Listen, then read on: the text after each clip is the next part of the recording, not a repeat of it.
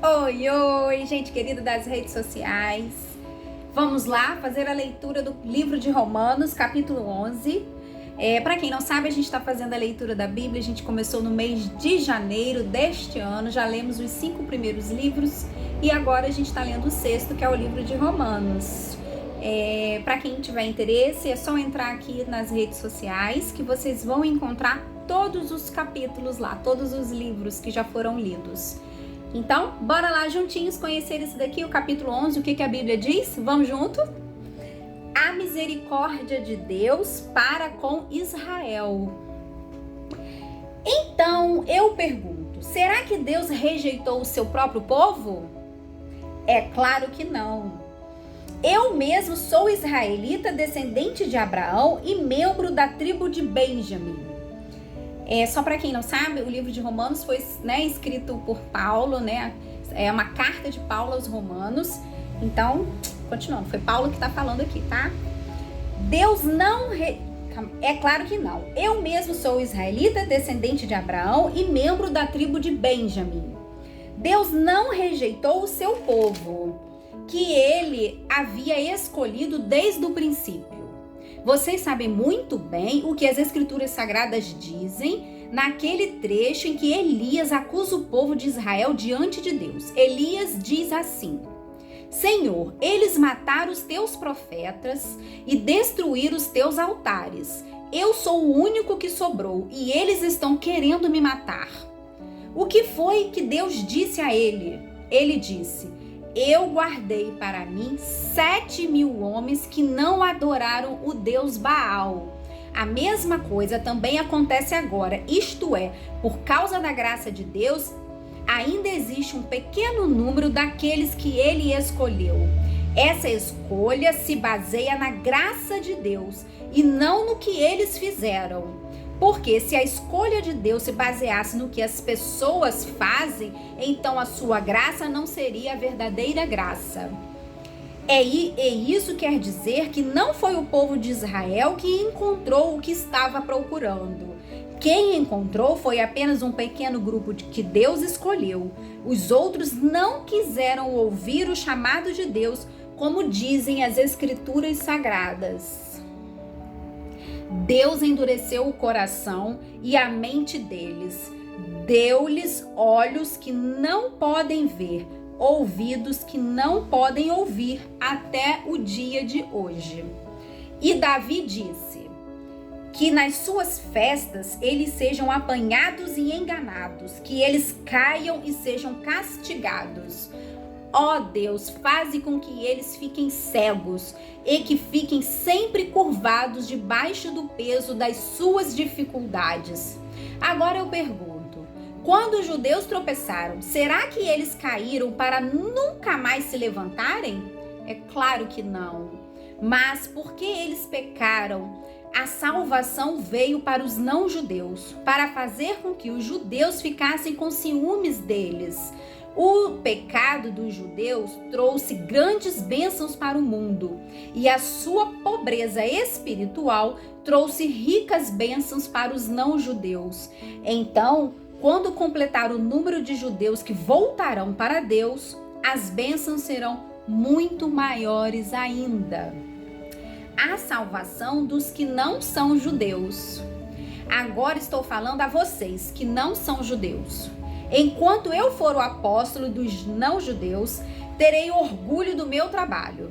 Talvez eu possa fazer com que os que são da minha própria raça fiquem com ciúmes, e assim seja possível salvar alguns deles. Porque quando os judeus foram rejeitados, o resto do mundo se tornou amigo de Deus. O que acontecerá então quando eles forem aceitos? Os que estiverem mortos receberão a vida. Pois, se o primeiro pão assado, depois da colheita, é dedicado a Deus, isso quer dizer que todos os outros pães também são dedicados a Ele. E se as raízes de uma árvore são oferecidas a Deus, os galhos também são deles. Alguns galhos das oliveiras cultivadas foram quebrados, e um galho de oliveira brava foi enxertado nela. Pois vocês, os não-judeus, são como aquela oliveira brava e agora tomam parte na força e na riqueza espiritual dos judeus. Portanto, vocês não devem desprezar os galhos que foram quebrados. Como é que vocês podem estar orgulhosos? Vocês são somente galhos. Não são vocês quem sustentam a raiz. É a raiz que sustenta vocês. Porém, vocês dirão, sim, mas os galhos foram quebrados a fim de darem lugar para nós. Isso é verdade. Mas lembre que eles foram quebrados porque não creram. No entanto, vocês continuam na oliveira porque creem.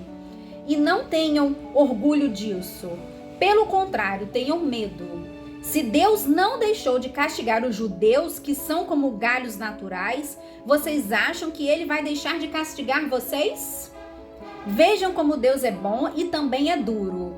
Ele é duro para os que caíram e bom para vocês se continuarem sempre confiando na bondade dele. Senão, vocês também serão cortados. E se os judeus abandonarem a sua descrença, serão enxertados na oliveira cultivada, pois Deus pode enxertá-los de novo. Vocês, os não-judeus, são como aquele galho de oliveira brava que foi cortado e enxertado contra a natureza na oliveira cultivada. Os judeus não são como essa oliveira cultivada. Portanto, para Deus será muito mais fácil enxertar de novo na própria árvore deles esses galhos quebrados. A bondade de Deus para com todos. Meus irmãos, quero que vocês conheçam uma verdade secreta para que não pense que são muito sábios.